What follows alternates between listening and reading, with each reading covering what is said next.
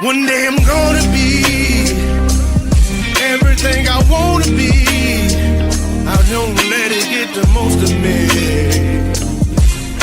One day I'm gonna be free. I wanna be everything I'm gonna be. My future right in front of me. One day I'm gonna be free. I wanna be free. So let me be free. One day I'm gonna be free. Mentally and physically, emotionally and spiritually. Yeah. One day I'm gonna be free. I'm standing at the crossroads.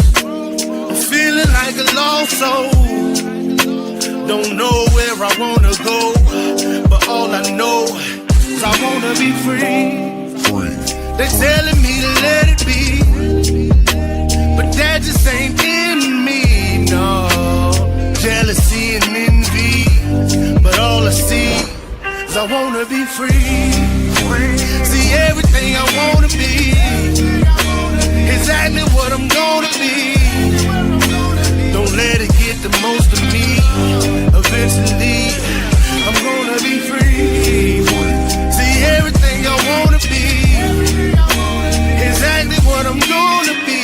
Yeah. One day I'm gonna be free. I'm gonna be free. Let me be free. One day I'm gonna be free. Mentally and physically, emotionally and spiritually. Yeah. One day I'm gonna be free. I told them take their aim off me.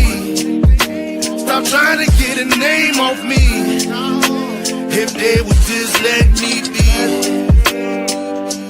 I'm gonna be free. I told them take some chains off me and throw away the locks and keys. If they would just let me be, eventually I'm gonna be free.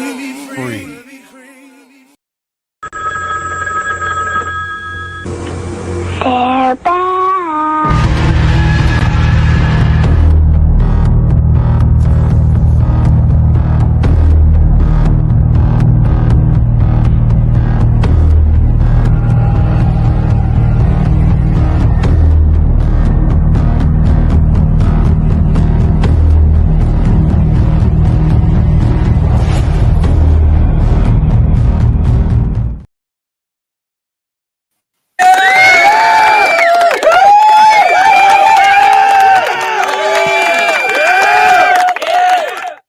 What up, though? 7 days, and we back again for another episode of Dominant Effect. I'm Archbishop. We got Mike Ball, got Aaron Olinger. Apologies for the late start. We was trying to download a video. Took a little longer than expected. Still didn't get it right, but we got it close enough to be able to show you. But what's up, everybody? I mean, it's a lot going on. If you're watching the news and following along with a lot of stuff that we talking about, you'll see that it's a whole lot going on everywhere. And we only got an hour, so we only gonna cover a little bit at a time. But we hopefully the stuff that we do cover will hit the people that need to hear this. But before we get started, like always, we see what everybody have been up to for the week. So we'll start with you, Aaron. What's up with you, brother? How was your week? Oh, it was great. I had a gun and knife show in Dayton this weekend in my hometown, and it was a good show. But I can honestly say I had more credit sales than I had cash sales. So I think people are living more on credit right now. And I had an honor of meeting a gentleman named Stephen Stahl, a member of the Diamond Effect. He came through on Sunday, surprised me. I saw this guy walk in with a big smile on his face, and He walked up to my table and I saw the shirt on him and I recognized him right off the bat. And he kind of laughed and he said that on the show I look a lot smaller than what I was. I guess I was a whole foot taller than him, and he didn't expect me to be that big of a guy. But it was really good to see him, and he threw a little support my way as well, and I greatly appreciated him. So I do Good deal. want to give a shout out to Stephen Stahl. You are a tall dude, Aaron. You know what I mean? Like if I were standing next to you, I mean we might be doing some Robin Big shit. You know what I mean? For damn sure. Okay. But nonetheless, I had a great week as well. I actually had Heather Moe. She stopped by and was able to hang out here for a little bit. She was on her way to Florida, and so she got to be able to stop by and hang out. Got to meet her in person. And it's been a chill week in the aspect of here on the compound, but of course, as you guys know, it is wild out there right now in the landscape of politics, geopolitics, all of it. Yeah, it's been yeah, it's been a lot. This week has been a little crazy. I've had a lot of stuff that I'm been working on, like always. Remember the one movie I told you about, The Lawful Ones, that was picked up. It's going to be put out. It's going to be on Tubi December. They're saying the third, fourth week in December or the first week in January. It's going to be within that time. It's going to be coming out Right there in the holiday season. Yeah, right so there. yeah. So that ended up being a 7-episode series. But it's gonna be, it's gonna be pretty good. There was a thing that we did in the last week. It's a product placement video.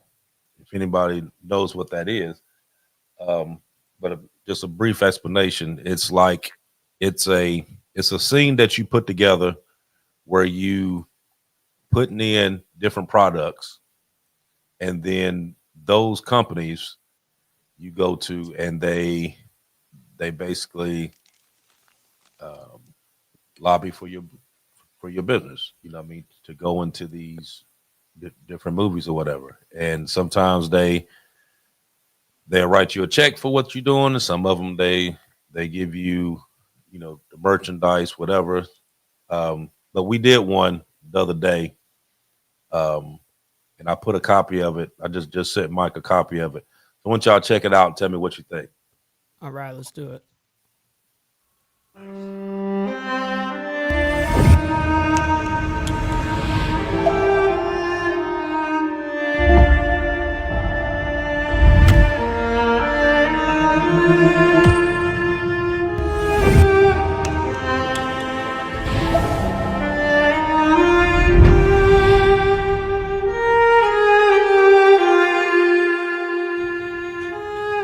Yeah, come on, let me help you.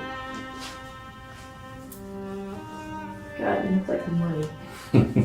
Money moves for nothing. See you wearing that Chanel dress? Yeah, it's cute, right? You like it? Absolutely. Everything looks good on you, though. Thank you. Who's that? Hey man, we need to talk, man. I got it. Man, I thought I told you never to come here unannounced. Man, we got two problems, man. What's the problem? One problem, you need to stop buying these lemons, and two, the feds is watching. We need to get some more calls. All right. Terry, move the meetings back a couple hours. Let me change this right quick and give old boy a call from Auto Image. Tell him we on our way. I was just gonna let you know when I got done with this business, I'll be over there. But let me handle this first, all right?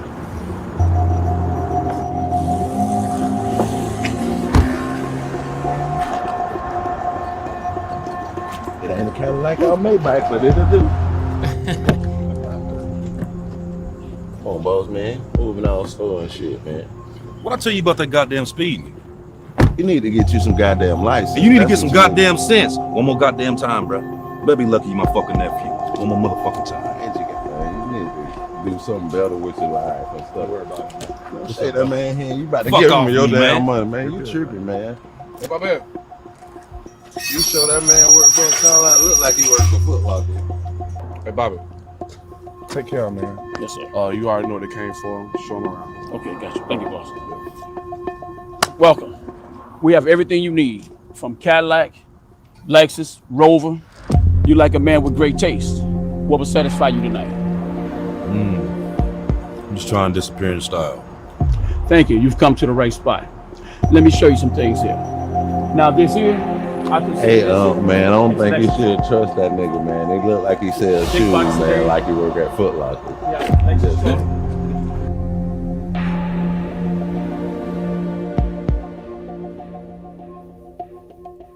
Let me get these two.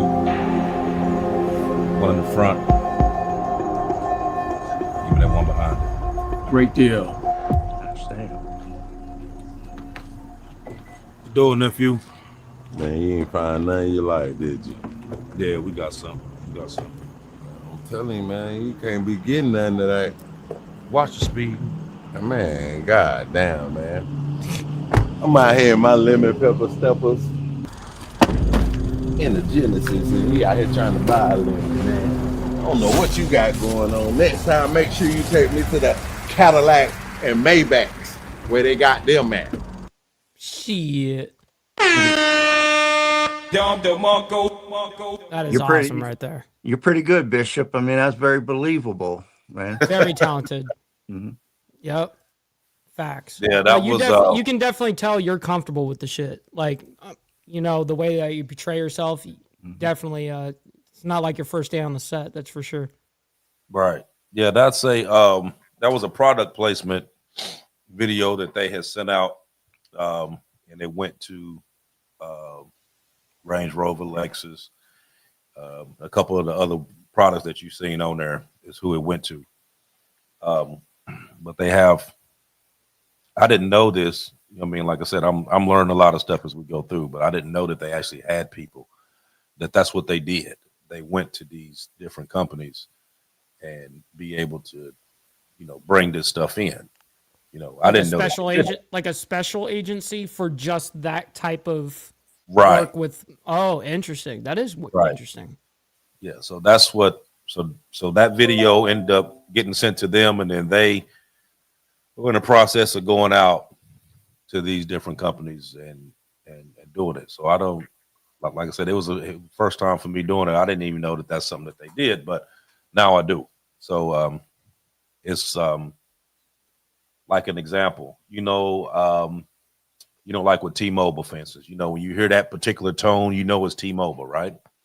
So they do deals like, for instance, if you're doing a film and every time someone sends a message and it makes that tone, so many times in that movie, Someone's then they getting write- paid. right, then they write you a check. I didn't know they did that, you know, and I always wonder why come on some films you see like sometimes they be drinking and you can tell what it is that they're drinking, but you don't see exactly what it is. And then That's some right. of them you do. Well, that's where that comes in at. If you got their permission, you can show it and they're paying you to show it.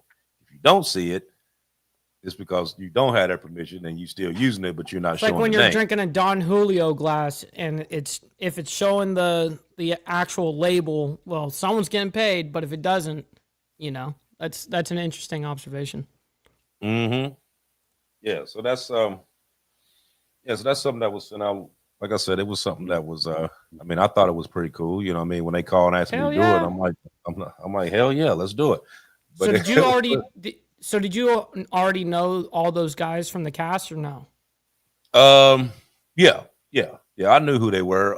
The one Okay. guy, the one that was, you know, the one that said he had his lemon steppers on that were doing the little high kick. He is an actual comedian. That's Oh, okay. comedian say something. Yeah, he's an actual comedian. That's dope. So he was I don't know how they end up getting him down here, but yeah, he was Didn't you call him nephew? Yeah, yeah, because I on was like, here, oh, you know what I mean? yeah, It's yeah, just, yeah. yeah, Yeah, yeah, but it was a good that's pretty time, great. though. It was a good time. But we're gonna jump into this story because I know it's there's a lot of different parts to this, and I know Aaron got about 1,000 pictures that he want to show on here, so I'm so I'm gonna go quick because I know he gonna be rolling here for a minute. But have you ever noticed how everything seems to be breaking down right now? Somehow the people keep getting richer, more powerful, and more protected. The economy is collapsing in some words, the people say. Food prices are going up, houses are getting unaffordable, jobs unstable, and yet billionaires double their wealth during global crisis and chaos. That's not coincidence. That's control. So tonight we're going to be exposing what I call the control collapse. And it's a slow, strategic breakdown designed to reset society, rewrite the rules, and rebuild power in fewer hands. So the first part that I'm gonna kick it off with would be the money system, which we all say you follow the money and you get and you see where it all ends because it always seems like when we do follow the money, it always goes to the same places, whether it's whether it's Vanguard or BlackRock or uh, the Schwabs or you know what I mean, the Rothschilds, Rockefellers, wherever. It's all Some leading to the small, same group of people. a lot of small hats Right. for sure. Yeah, yeah. It's all leading to the same people, no matter what we go through. So throughout history, empires has used this control crisis, like war, inflation, uh, disease, to basically centralize power. And the goal isn't to destroy society, but to reshape it the way they want it to be. And it's been a proven tactic where these powers create and allow these crises to go on, wait for the public to panic, and then offer a solution that expands their authority. So I'll give you a couple of examples. So like 9/11, 9/11 led to the Patriot Act, which was basically a mass surveillance expansion. Then you got the 2008 crash, which led to corporate bailouts and financial centralization. Then you had the pandemic, which led to mass digital tracking, censorship, health mandates. But what was the pattern to all that? You create panic, offer control, gain compliance. Mm-hmm. So to keep the population anxious, dependent, and divided, because common unity makes control harder to reach. So throughout the years, they've learned that chaos is profitable and fear is the most valuable currency that there is. And we see that now. And we've, what's going on today. I mean, a lot of times we sitting here watching news every day now, and it's always something. Every day is something. You know what I mean? And it's all centralized, right what we're just talking about here. If you keep people panicked, divided, and not focused on what's really going on, then you can basically control any scenario that you want to do. So I said my piece real quick, so I'm gonna let Aaron jump in and start on his because I know he's been chopping at the bits. He's been sending pictures all day. And we're gonna let him start, and then we're gonna then I'm gonna jump in. Go ahead, Aaron. Okay. Well, right now, I want to bring them to Federal Reserve. They're wielding absolute power here in this country. They basically was started in 1913, and they gained so much power in the United States that in 1929 they collapsed the economy and put us into the Great Depression. They just kept raising interest rates until the stock market collapsed. And back then, most people barely owned a radio, let alone a TV that you only got two channels on. So a lot of people wasn't even aware we was in a depression until 1930. And then in 1933, they threatened to collapse the economy again unless the gold in this country was turned in for paper currency. Mike, if you don't mind, put up picture 3 for me. I got you.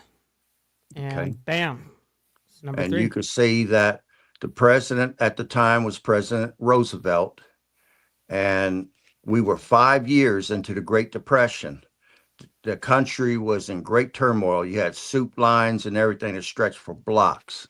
So Congress and Roosevelt, under threat of the Federal Reserve, had no choice but to give in. Otherwise, the Federal Reserve was going to collapse it again and plunge the nation into great chaos.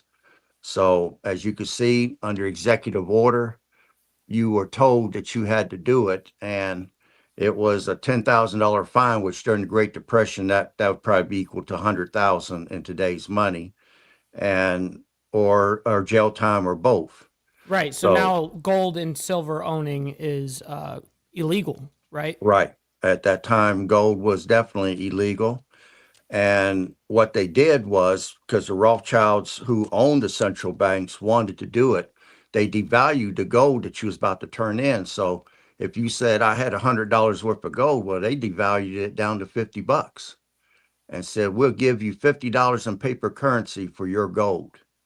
So you had no choice but to turn it in for that.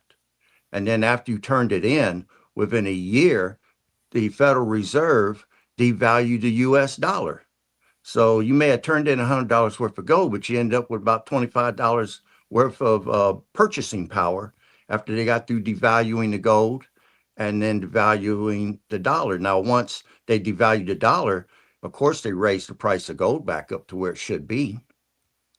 And that's part of the reason that, and they did this around the world. That's part of the reason that the Rothschild family is one of the richest families in the world. They own the most gold of anybody. Mm-hmm. And then the central banks finance both sides of the war. I mean, you have to look at how powerful the banks are in the world today. They almost set the standard for which people are going to live by. If, before, say in 1933, when they took the gold from everybody, we didn't know it, but we were headed toward World War II. But the banks knew it, and some of the banks wanted access to certain resources in other countries. So they drove the population in such a manner that before long, here you are getting ready to get into a war. Of course, propaganda was put out first, because that's the first stage of any warfare, is to paint the enemy in a bad light to people. And then once you do that, then the people are more gullible to go for whatever you're about to do. But once World War II was over with, what happened? They reshaped the global map. They went around, some countries were eliminated, other countries picked up extra land, and the banks was financing everything, making money big time off of this, before the war and after the war. It shows the power that they actually have, and the central banks has the most power of all. Now, you look at most currencies that have failed, it was due to the crushing debt that the nations was running. Now, let me give you an example. Mike, put up picture number 2, please. There we go. Okay. Over in the category of the green, very first one, 5,257 billion. That's how much we take in tax-wise. And this was effective as of yesterday. Then the national debt clock, right underneath the 37 trillion, you see $7 trillion. That's what it costs to operate our government. That would be, for a common person, that would be saying you're taking in 50,000 a year income, but you're spending 20,000. I mean, you're spending 70,000. That would be a similar scenario. It's a failed economy. The only way you can bring things back into power is to somehow cut expenses on that 7 trillion or raise income. So how do you cut expenses? You got to start to prioritize your wants from your needs as a nation. And the money has to come from somewhere. So the least needed item is going to get cut. Are people going to be affected? Yes, most definitely. But the least needed is going to be hit first. And then you slowly work up your list to try to come up with a certain amount of money to offset the expenses. Now, on the income end, for a common person, that would be getting a second job, getting a part-time job, getting a side hustle, doing side work or whatever. Or as I did during the Reagan administration, I sold guns, sold off some of my gun collection, weights, stereo equipment to try to put toward my debts and pay down my credit cards as fast as I could because I knew I was going to get laid off, which I did. But you got to cut expenses. You got to increase income. How is our nation trying to increase income? Through the tariffs. So we're cutting expenses. We're trying to increase income. And that's what they're doing. But Mike, if you don't mind, put a picture forward, please. All right. Boom. Okay, what you're looking at is the nations whose currency has failed during the lifetime of my lifetime. I'm a baby boomer. And that's a small list. The list is actually much more extensive. That's what I could get into the photo of my phone camera. The list is actually over 150. When you wonder why we finance so many nations around the world, it's because everyone's economic model has been a failure. They have operated at such high debt levels that their currencies have collapsed. And if you look in the far right corner and you go down that list and you find out why did the currency collapse, the majority, almost 80% of the reasons is hyperinflation. That's very interesting. So there's a lesson to be learned there. If our economy, which we are under great financial debt of 37 trillion right now, it's closer to 38. If we continue to spend more than what we're making, we're headed toward not a hyperinflation period. When hyperinflation happens, you could put it in the back of your mind. When we get into hyperinflation, our currency is about to collapse. And people need to understand that. Mike, if you don't mind, put up picture 5 for me, please. There you go. Okay. What you're looking at is the purchasing power of the US dollar. And you will have been lied to by Congress and the government telling you, oh, we're running a strong money policy this year. We're going with a strong US dollar.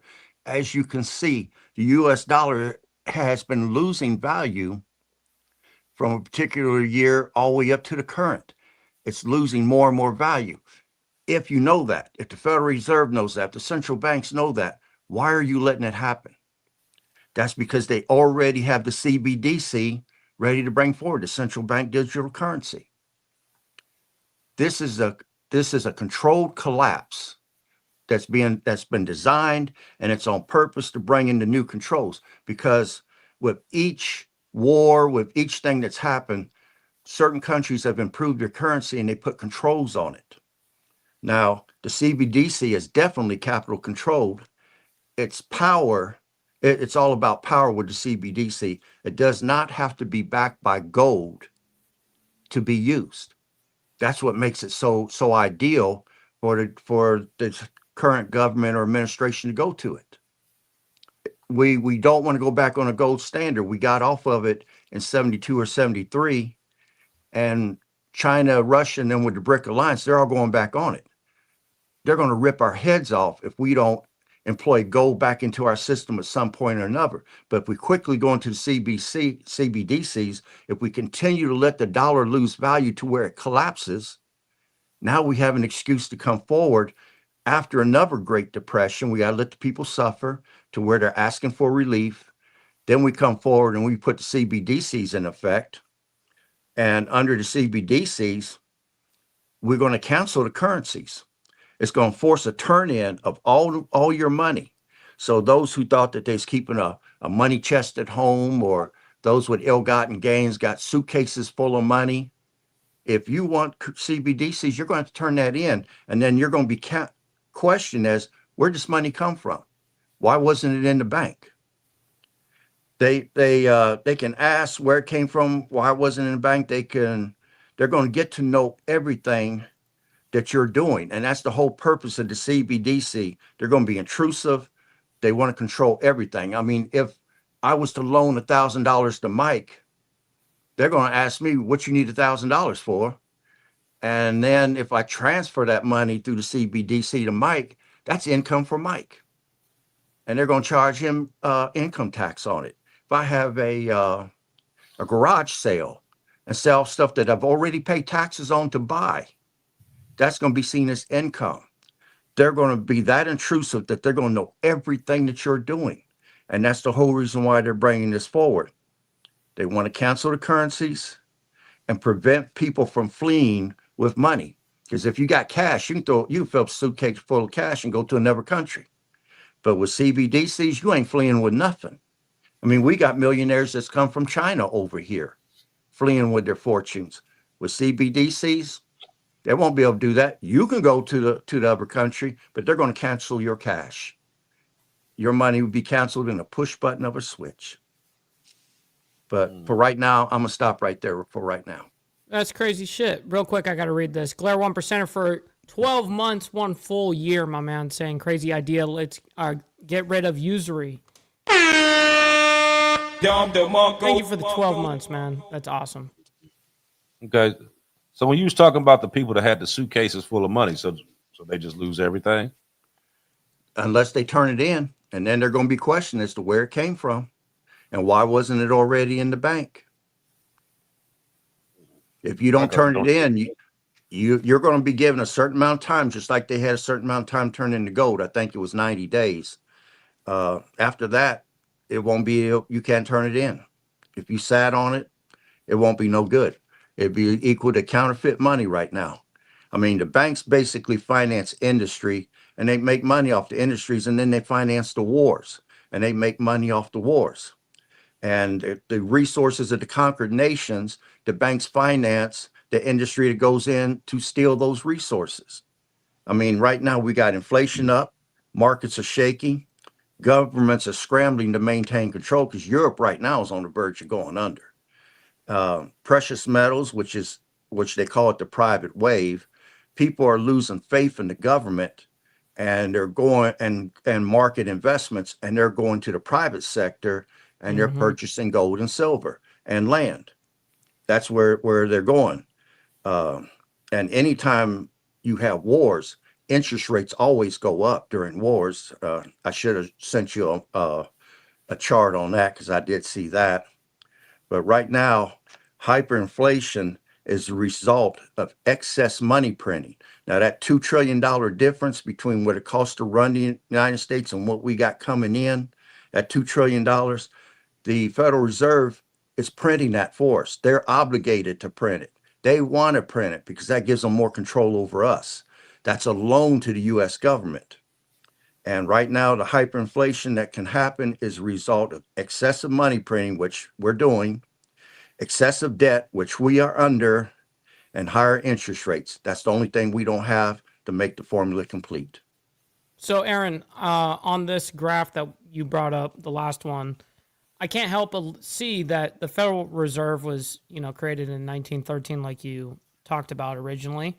And ever since then, they have never been able to. It looks like exactly what they were there to prevent was only a straight failure on paper like that.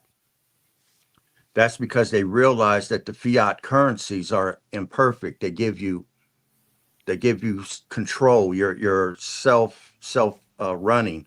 What they want is absolute control of the people. So by controlling the money, you control the people, but they found that in itself wasn't enough. So CBDCs was thought of probably back in the 50s or late 40s, and they had to move us toward that. So again, you keep devaluing the purchasing power of the dollar. You keep robbing people's bank accounts because it costs more money to buy goods and services. And after a while, you'll do away with the working class and middle class. You'll just have poor and rich. And that's what they're working toward. It's a redistribution of the wealth. And they're masterful at it.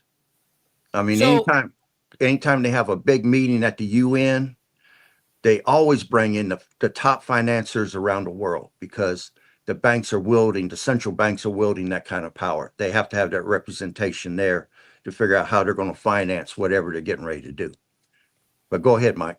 With the economy and exactly like we're in excess of printing of money.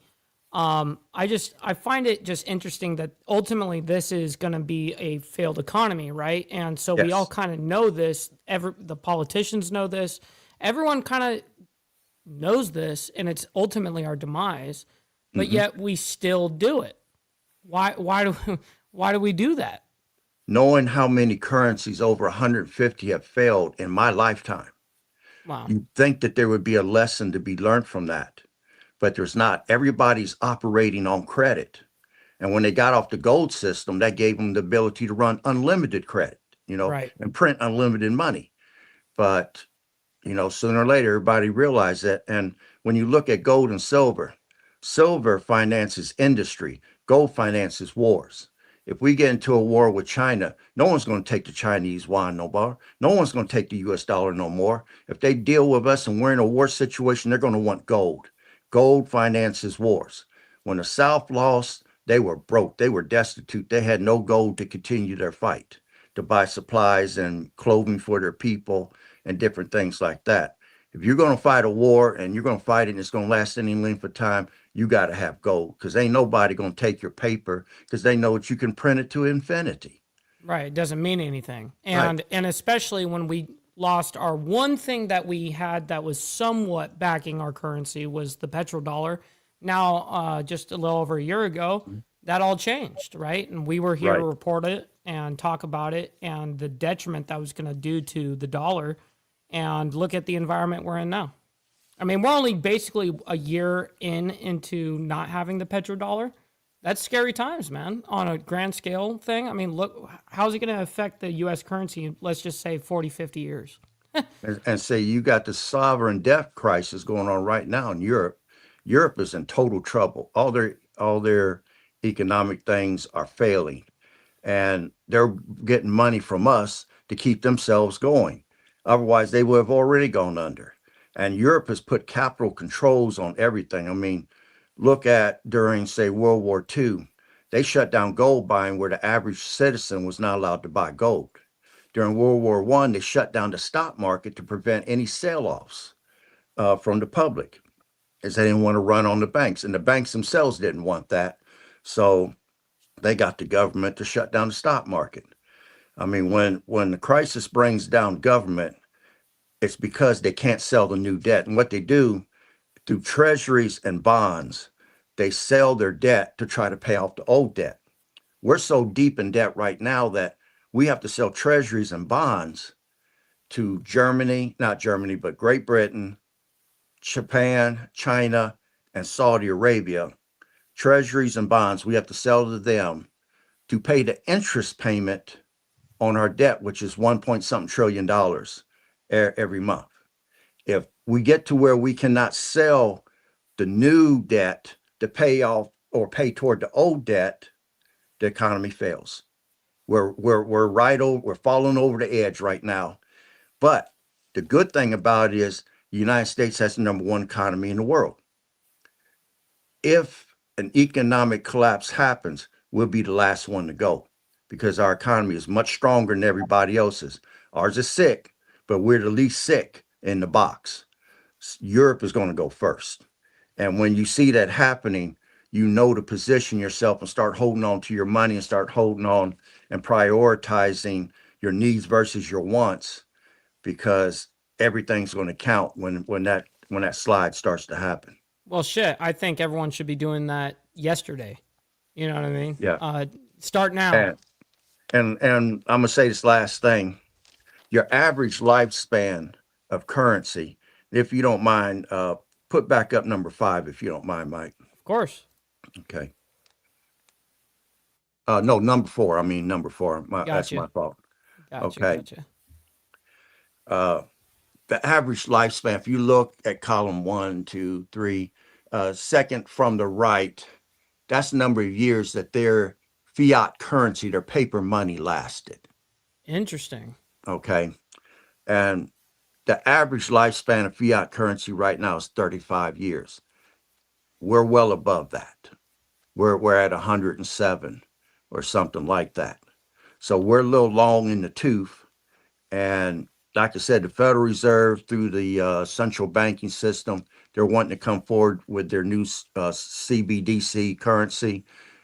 China has their own CBDC currency. And what people don't realize, when those CBDCs come forward, there ain't gonna be no room for Bitcoin or them others. Right. With the federalized currency coming forward, they ain't gonna want that privatized stuff running around. Well, I was just So about to say, so kind of two things in one here. Do you think that we could end up seeing the government again basically throwing out some crazy executive order or whatever the case is, that gold is illegal again kind of thing? Do you think they that's a can. realistic They- that's a realistic thing that could be happening in the next 8-10 years? Yeah, well, very realistic. Once you do it once, it establishes precedent. So they could do it again. Like I said, Europe is currently putting in controls right now because they realize that they're rapidly headed toward collapse. If we was to pull our money, we had to cut expenses and say around the world, we are not going to give no more economic aid to nobody. I'm telling you, Israel, all of Europe, most of them, say Indonesia and different countries. I mean, keep in mind, we give economic aid to 170 something countries out of a total of 188 in the world. When we say that America comes first, we got to pay this national debt. We're cutting our expenses. We're not giving no more free money to you. When that happens, it's over with for those countries. And right now, we can't afford for a bunch of countries to be turning red on the map, and we be the only blue one left, because then they gang up on you. But hyperinflation is the most common precursor to a fiat currency collapse.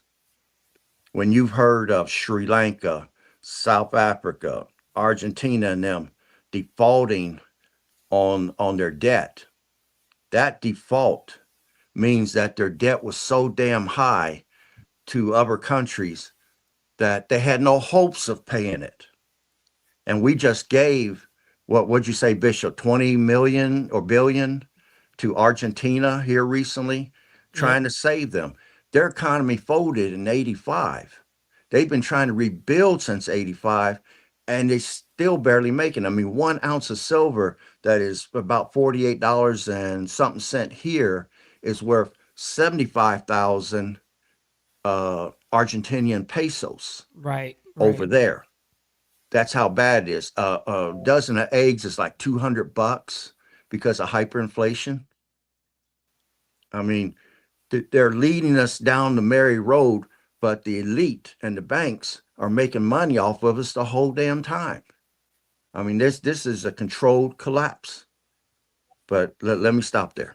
Yeah, I actually went to Brazil, and when I was down there, of course, I converted my U.S. cash into their reals, right? And I believe the exchange was like 7-to-1 or 8-to-1, or even somewhere around there. Nonetheless, you go in there with $2,000, now all of a sudden you've got 16 grand or whatever in your pockets. You're like, holy shit. Like, and that's on our currency that's not backed by shit. Mm-hmm. You know what I mean? So imagine if you go to a country with gold and silver.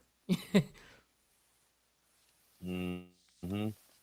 Yeah, we're going to drop over into the next segment, which is we're going to talk about the food, the energy, and the power of scarcity. Now, like we've already talked about how the money is influenced. So now we're going to talk about how the other stuff is influenced. So let's talk about like the food. We'll go into food first. So like the food monopolies. So you got a handful of these corporations that control most of the global food supply. You got seeds, you got the processing, you got distribution, and then you have a few that decides what's grown, how it grows, where it grows at, and who eats it. So you have here recently, well, I'm not going to say that, here for the past I say 15 years, 15, 20 years. You have a lot of these wealthy investors and these corporations that's been quietly buying up this farmland, especially in the U.S. and in Africa, and consolidating these future food controls. So then you have the green energy, which is a lot of those policies were pushed the public to be more dependent on electric grids and smart systems that could be controlled remotely. And then you have the deliberate bottlenecks, like dealing with fertilizer, shipping, and manufacturing, and used to drive up the prices. And then you got the solutions, which was like digital rationing and carbon credits, which they had up in Canada. So the system wants that control over the food, the energy, and the data, because that means that you can control all the behavior dealing with that. So once they control the food, then you don't need to control the people, because hunger going to do that for them. You don't have to worry about that. But they, so a lot of the stuff now, like with the land, we was talking about previously about how was it Bill Gates and Vanguard and Nestle was buying all this land for the water rights, because they didn't really care about the farmland up above. They was worried about the water that was underneath.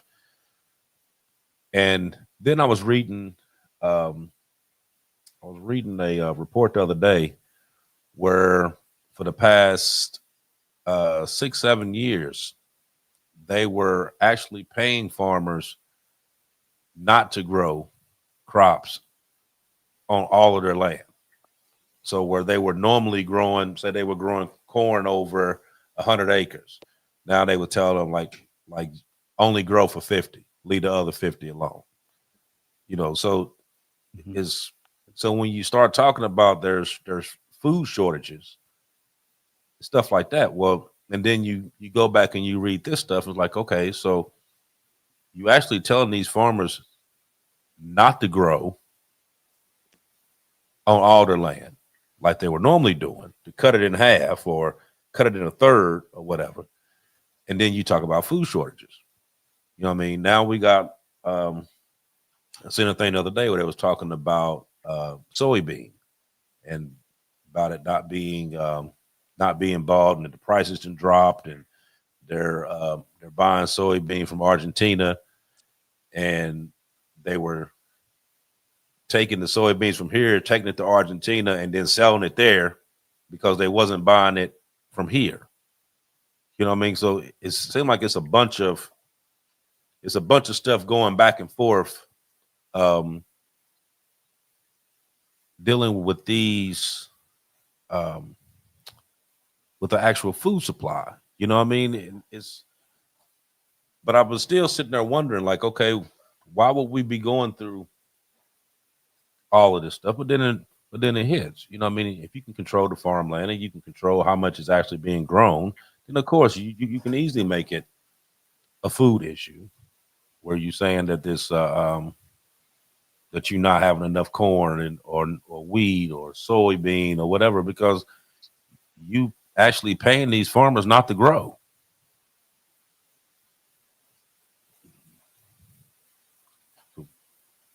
Have you heard about that, Aaron? Yeah, but I want to add another reason why they're paying them not to grow, because on both sides of my family are farmers. And I'm gonna go back in history. I'm gonna use Egypt as an example. Egypt was the birthplace of wheat. Now they have to import wheat because their soil is so depleted they can't hardly grow it. Then during the Great Depression, we had something called the Dust Bowl, where our farmers didn't understand crop rotation, and the topsoil turned to dust and created big dust storms and stuff. And without topsoil, you can't get the seeds to germinate properly to be able to grow plants. By them skipping a few years, it gives the fields a chance to I don't want to say refertilize, but what's left on top breaks down, and then the farmers spraying the fields with fertilizer and stuff, and you got to give that time to seep down into the soil. Otherwise, the soil is becoming dead. Our food production over here is definitely going down. That's the reason why we're importing it, and that's the reason why some of the food coming in here has E. coli, salmonella, and listeria in it, because we're buying it from other countries because our soil is becoming slightly depleted, and it needs a break. And we need to bring food in from other nations right now, which is bringing in these foodborne illnesses and exposing our people to it. But that's part of the reason right there, because I've experienced that from talking with my family members that are farming. I thought that they used to like alternate what it was they were growing. That So was like if crop they was rotation. growing corn this year, Mhm. then they would grow soybean the next year because it. The soybeans puts nitrogen, any sort of bean puts nitrogen back into soil, and the corn feeds on that nitrogen the following year.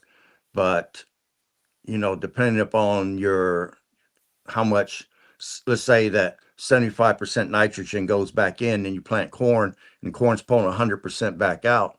After a while, the soil does start to deplete. You'll see bags of fertilizer called ammonium nitrate, and that's a corn fertilizer. Puts a lot of nitrogen into the soil, but they also use it to make dynamite with, and bomb makers make things out of it.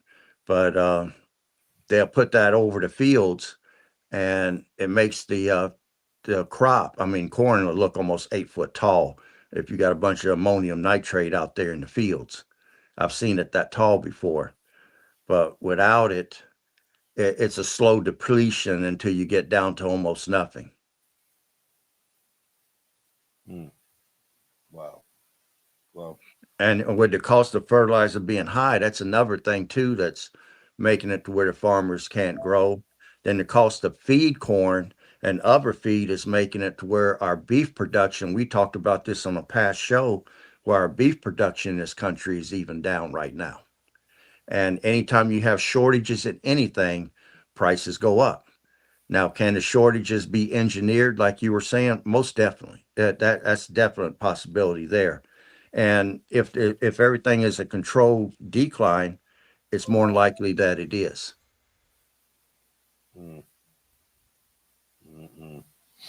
wow. Okay, so we're gonna jump into the fourth part of the trap, which is the digital trap. And once everything becomes digital, which just about everything is now. So once everything becomes digital, then freedom becomes permission based. So you got, but let's go down this list right quick. So you got the rise of CBDCs. You got the AI driven systems that's So scoring and tracking. CBDCs, Yep. CBDCs, just for everyone, what is a CBDC? Central bank digital currency. Mm-hmm. It's Just the so new for everyone knows. currency. Yeah. Mm-hmm. So then you have the AI systems, the AI driven systems that's been tracking behavior. You got the social credit score, the consumption, where it can go through and pull up somebody and give you a percentage as to whether or not somebody's going to commit a future offense. Then you got the smart city models, where that's basically like total surveillance, and it's been packaged up and sold as it's like a convenience for you. And then you also have the merging of identity plus economy plus technology, which equals the ultimate control grid. Now, I seen a thing the other day where they were over in the UK where they was talking about this digital ID, and that it has, yeah, you're right. Also with the biometrics as well, you're absolutely correct. They were talking about this digital ID, and they were saying that everybody in the UK, they were expecting to be basically be chipped in order to work. So if you didn't get chipped, then you wasn't working. I saw that video, by the way, because you posted in the Diamond Effect. Mm-hmm. Yep, I saw that. So like I said, like we've been talking about this a while ago, and then we talked about it a lot because a lot of this stuff is going on over in China and stuff like that, and then we seen where it was also going into effect over in Australia, but now we're seeing it over in the UK, and then I also heard that there has been talks about it being done in Canada. So it's slowly trickling this way. I mean, like this is, from what I see, this is something that I don't think we're gonna be able to get out of for real, because it's basically engulfing everything.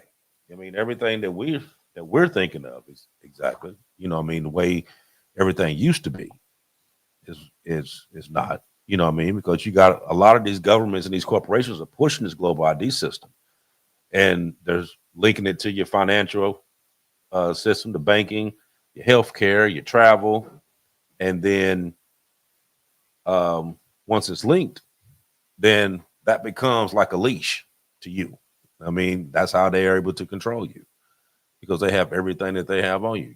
I was seeing a thing where, like over in China, for instance, they was like people couldn't even they couldn't go buy food, they couldn't get on a train, they couldn't do nothing if their social credit score dropped so far, or they didn't have money to pay for the fines that they were getting, that these people were actually living out in the street. Isn't it funny how Hollywood kind of predicted some of these things? You know what I mean? It's interesting Right. to watch. Right. It's a lot of that. What I mean? And like I said, then of course you got the CBDC, where every transaction is traceable, like we were talking about before. The funds can be programmed, meaning that the authorities can basically restrict what you can buy, where, when, whenever. Then you have this social credit score, which I hope that never comes here. I mean, I truly hope that never comes here. But the China model is actually expanded. Okay, and that's basically a trust score. It's digital compliance, and even behavior-based privileges are being like normalized. So if you're not being a good person, then you're going to lose points, and they can see it everywhere because they got cameras all over the place, and they're gonna see it. They're gonna find you. They're gonna post your picture up for everybody to see, and you can even go on an app and it'll tell you where all the people were that got fined and how close they live to you, and what all you done wrong. Then you got the AI surveillance, that's where the facial recognition and your predictive policy, like I was saying before, and your digital footprints that create this real-time control grid as to where you're at, what you're doing, all of that. Then you drop it over, you got your smart city. And they market these cities as being efficient, but they're actually built for tracking. Over in Ohio, Aaron, Columbus, Toledo, Cincinnati, Cleveland, they're all been getting paid good money to turn these cities into smart cities. And those cameras are basically used, what they call it, geofencing. That's what I heard. That's what that's called, geofencing. And then I would say the last thing on that would probably be your overall dependency right now anyway on digital, because we tend to, whether we believe it or not, deal with a lot of the stuff that we do right now is digital. It's quick, it's easy. You don't got to go through all the steps that you would normally do. And I think that this system, if it was put out, of course you're gonna have people that's not gonna like it. I mean, overall, you're not gonna have people that's gonna like it, especially when you go down to the point that you're talking about being able to tell someone what they can and can't do with their money. I think that's going to be the biggest one. The overall surveillance part of it. I mean, they've been watching us. A lot of us are going to be fucked though. Yeah, they've been watching us for a long time. They've been watching us. So, but I think once you get to the part where you start fucking with somebody's money, Yeah. that's going to be the game changer right there. If you tell me I can't buy this, there's going to be issues. There's going to be all out war here. Right.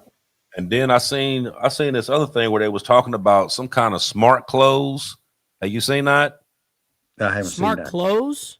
Yeah, smart clothes where they got some kind of it's something that's built that they make inside of the clothes that they can track you with. They also had this thing. It was a tattoo.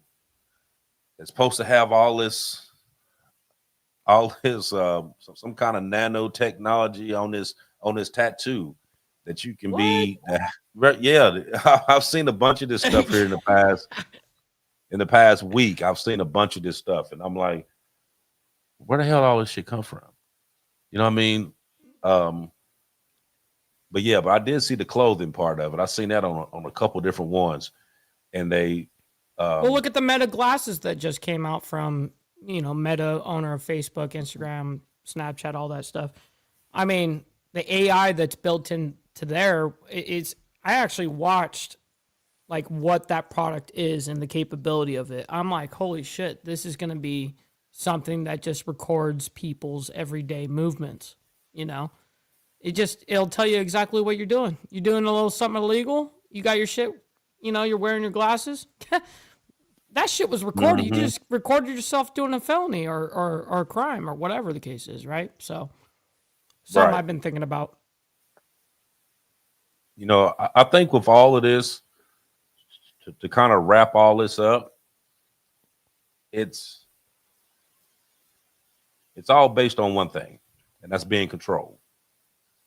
Right. But the minute that we start thinking, I think personally that the minute that we start thinking for ourselves and actually doing for yourself and not depending on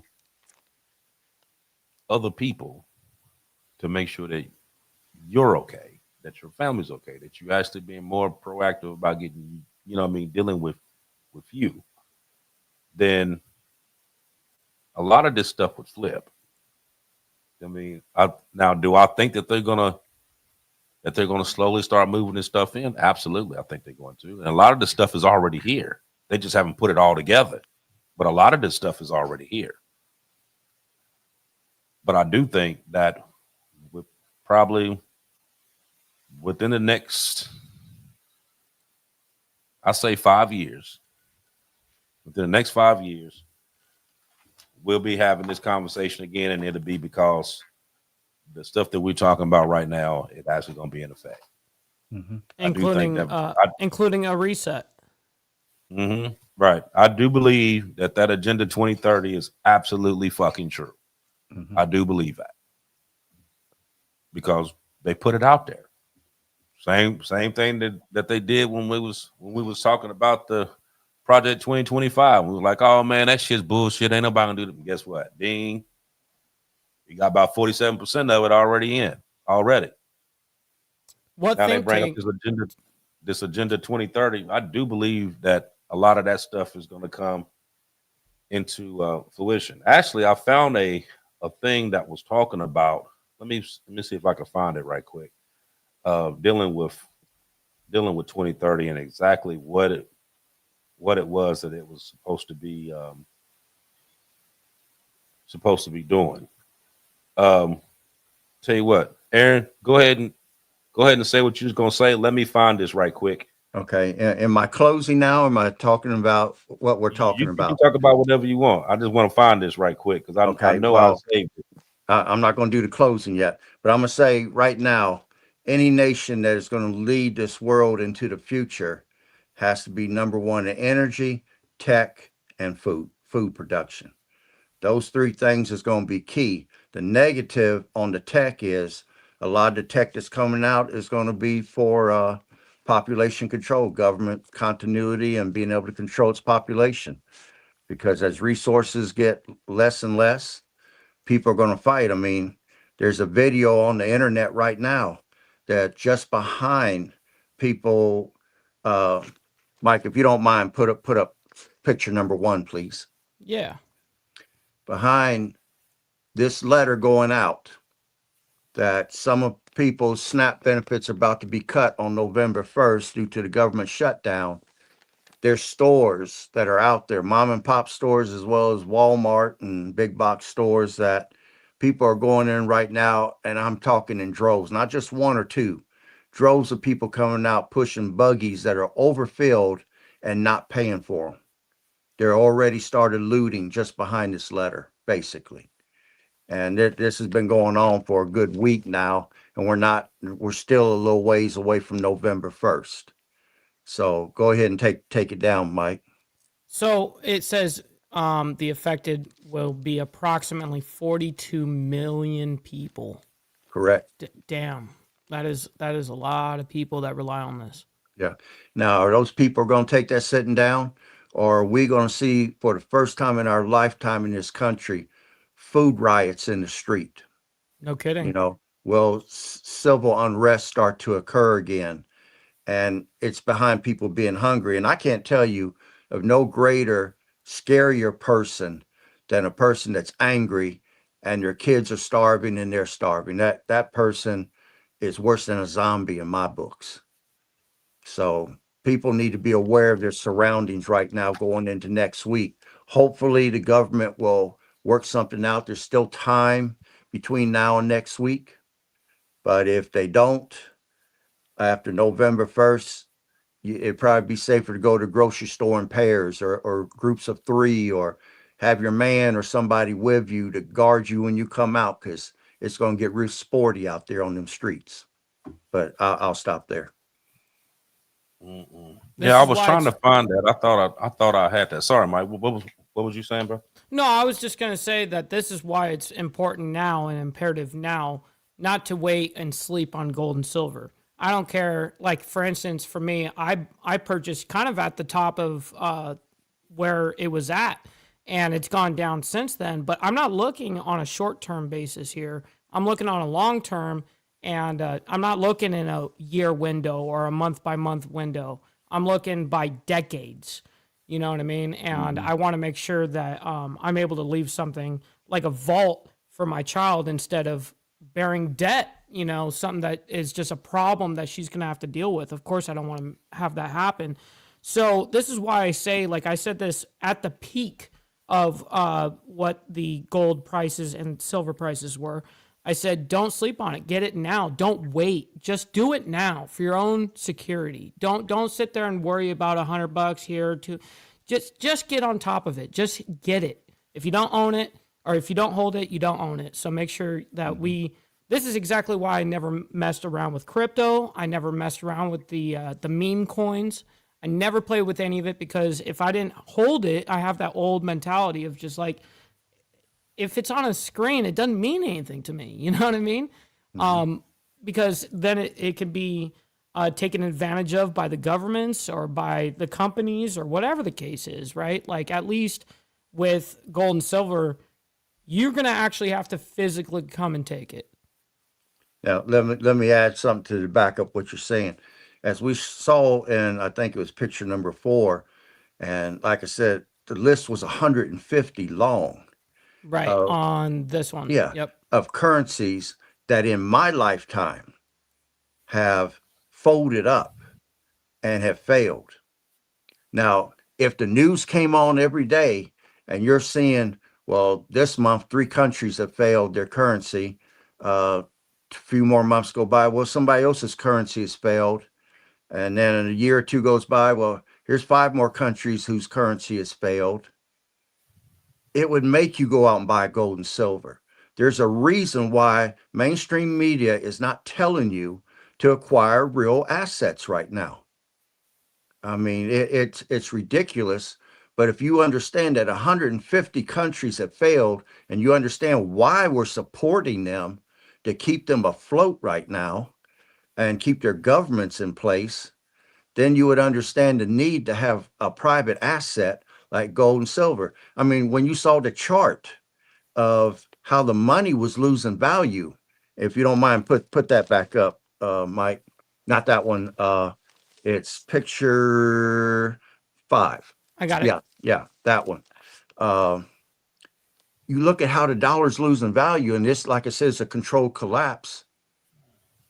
The point I'm going to make on that is the dollar's losing so much value that why not buy gold and silver to hedge against inflation? Hyperinflation is going to be the end result of this thing going down like it is.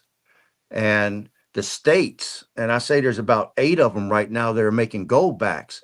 I mean, them people had to be visionaries, or else they was looking at this chart and they saw that the US dollar has a time frame on it that it's still going to be good for, and that they better start making their own money again instead of counting on the Federal Reserve, who's letting this shit happen. So those states, Utah was the first one to do it with the gold backs. They had to be damn visionaries to look into the future and say, hey, we better start, or we're going to go the way of the dinosaur when the dollar becomes worthless one day. But we got our own money out there in circulation with the population. It's not going to impact us as hard because we're already back on the gold standard. But let me stop there. We already know the Federal Reserve don't give a damn anyway. Like I said, that's not a government entity anyway. Right. Right. It's If privatized. you remember when we had Sherry Jackson Peel on the show, and she said that the Federal Reserve banks in, what did she say, 36 million a day?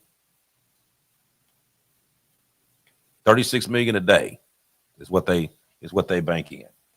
Now, when you showing the picture of the dollar being decreased, and you show like once the Federal Reserve started in 1913, how everything started dipping, that's probably a good reason why it started dipping, because they dipping their hands in a whole lot of this shit too.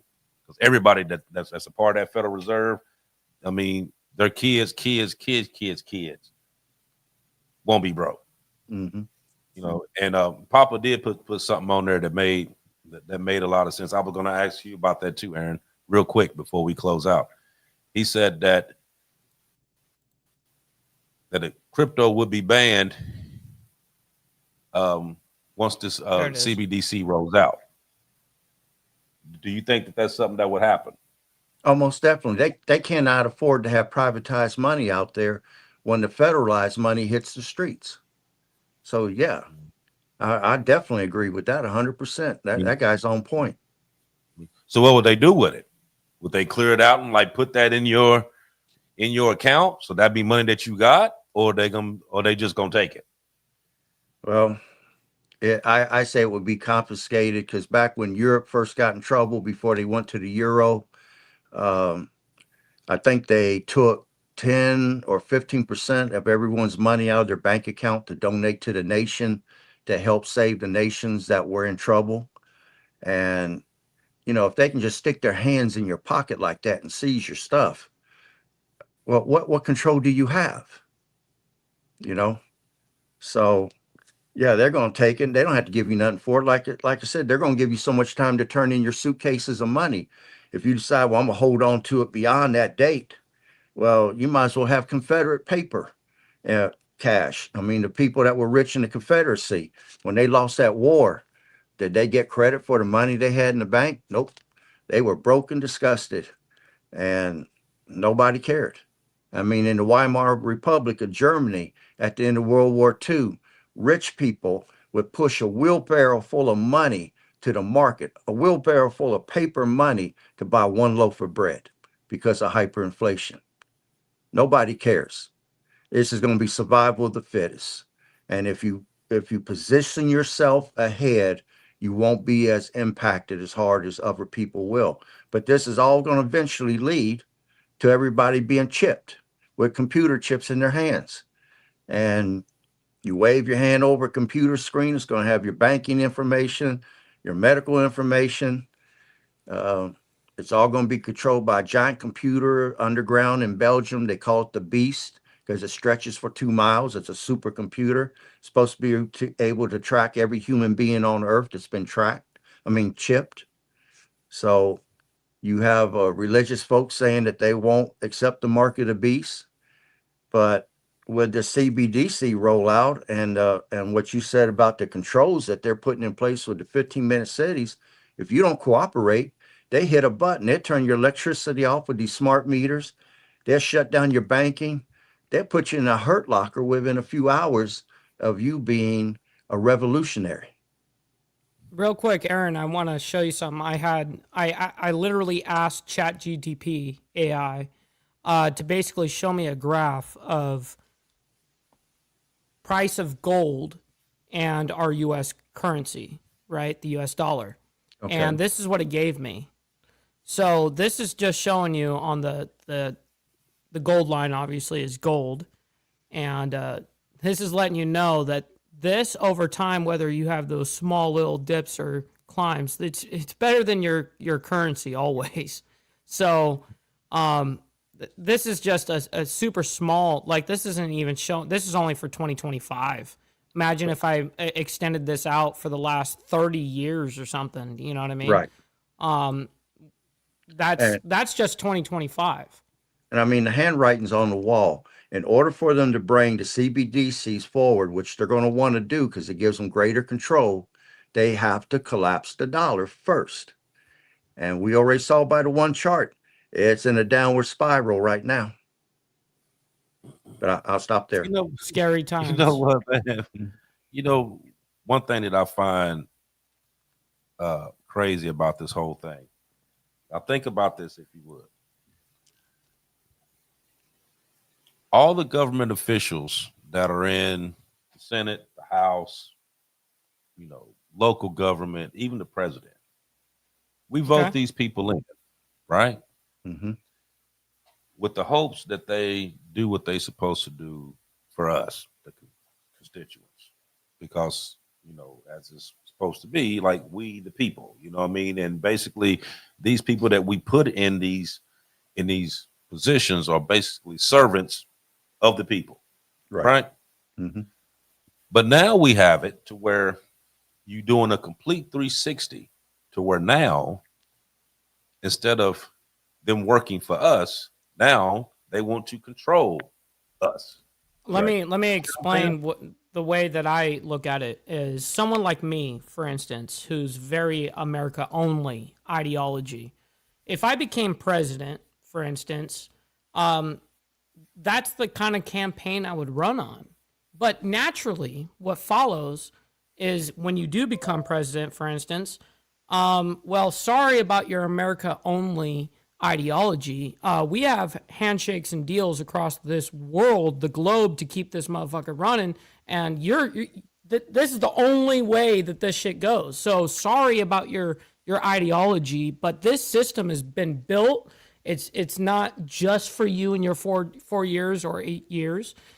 This is something that was a whole blown system designed this way in particular. And I'm going to add to that if you look at the charts close and you blow them up, you'll notice the biggest amount of debts that the United States has absorbed has been during wartime periods. And I mean, we're still paying interest on the debt from World War I. I found that out today. And I was surprised that we're still paying on that.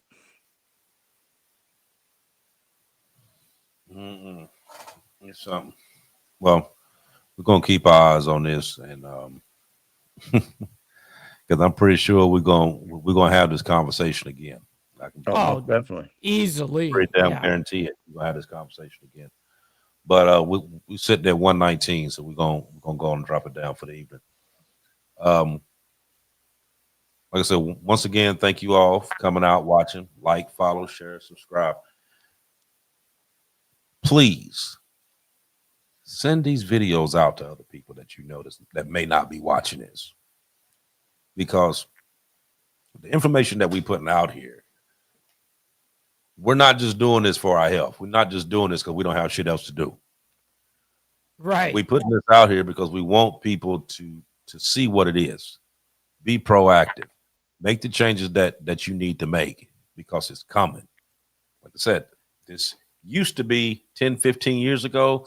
You would say this was a whole conspiracy theory type shit. That's not what it is right Let's get the tinfoil hat out, everybody. Right? Exactly. You guys have heard that all your lives, right? Yeah, I Right. have. This is for real now, and it needs to get out. So, if you would please, if you're watching this, send it to someone so that they can watch it. Tell them to do the same thing. That's how this gets around. That's how people know all this. One of the guys, somebody on here earlier said that we were a bunch of bikers, but we needed to get this out to the general population. Exactly. How do we get that out there? You guys. Right. Share it. Tell people. Go on there. Check it out. Hit the like button. Those of you that's not on the Dominant Effect group on Facebook, go on there. We post stuff on there every single day. We post stuff on there. A lot of stuff that we find throughout the week. You know what I mean? I think this week, I posted more this week than I probably have in like 3-4 months because I've just been finding stuff and just popping it out. I've been watching you guys. But I've been putting it out there for a reason because people need to know. I mean, you've been lied to for years. Mm-hmm. You've been lied to for years. We all been lied to for years. Now it's time for us to get the truth. And that's the only way we're going to get it. So I'll see you guys in 7 days. Much love to all of you. Go ahead, Aaron. Okay. I'm going to reiterate one statement I said earlier. The U.S. has the largest economy in the world, and it's consumer-based. And it means we will be the last to fall, not the first. I think Europe will go for us, and that will be a sign right there that we need to be preparing, because a few months later, it will hit us. But I say right now, it's better to be prepping, because once hyperinflation occurs, we know the currency is about to fall. And the best way to plan your resources is to prioritize the difference between your needs and your wants. So the question becomes, when things get worse, are you going to be ready? Now, right now, October, November, December, those 3 months, things are going to happen that's going to set the stage for 2026. So pay close attention. Don't get caught up in the distractions. Pay close attention to what goes on these next 3 months, because it's going to set the stage for 2026. And with that, I'll stop there. Yep. And I think that everyone by the end of this will be essentially asking themselves, well, what can I do for myself? And of course, I think that you guys now have gotten the answer where, yes, preparing yourself on a financial level, gold and silver is the way to do it. And we don't just say this stuff like AB was saying. Listen, if we wanted to just make content, we could sit there and drama farm or something like that. You know what I mean? Like we go out of our way to do what we do every single day. So thank you for everybody showing up, hitting the like button on both sides, my side and Archbishop's side over there on the Diamond Effect. And thank you guys for your guys' input, everyone in the chat and you guys on the panel, man. So we're going to be rating our buddy Grid One. Stick around for that.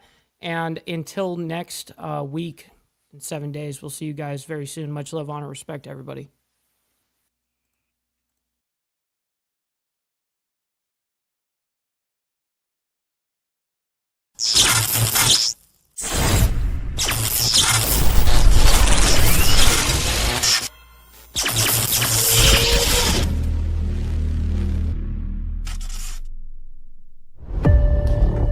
Hey, Ethan.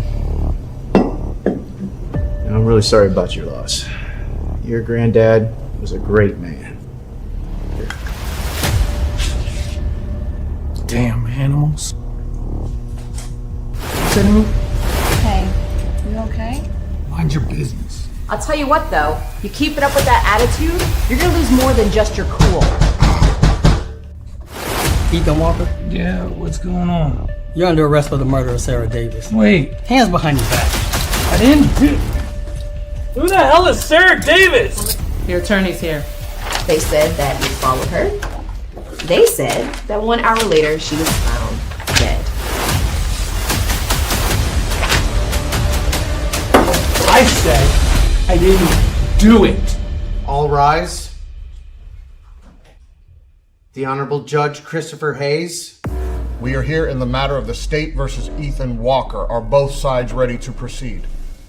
Yes, Your Honor. The defense is ready, Your Honor.